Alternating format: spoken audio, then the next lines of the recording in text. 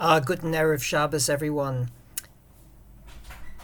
I have always claimed, and I continue to claim, that if you see a custom that's well established in various shuls, then you should A, use caution, B, go home and drink a little water, and C, only after research, if you find out that it's not a good custom, then of course you should alert the people to it.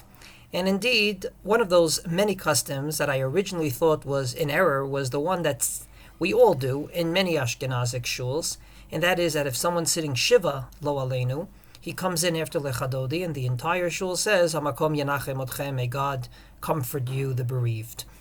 I originally thought it was an error, simply because I thought that was a leftover from when they used to say Lechadodi before Shabbos began, namely before sunset, or at least during twilight.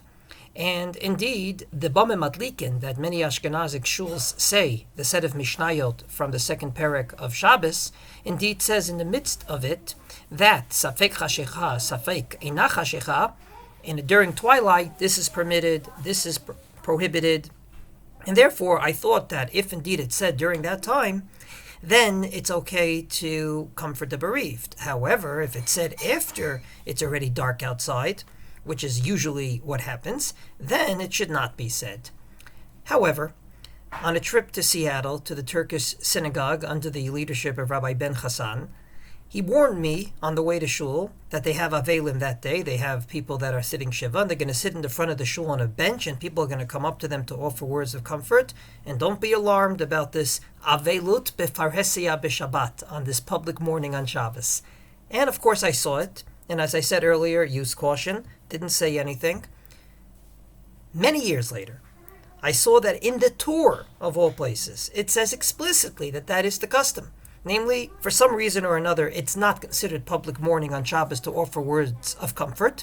And that's exactly what they used to do. There would be a bench in Shul, and people that were sitting Shiva would sit there. And during davening, when it's permitted to talk, people would come up to them and offer words of comfort. So indeed, from then on, I basically did say Hamakom Yanachem Otcha, just like everyone else.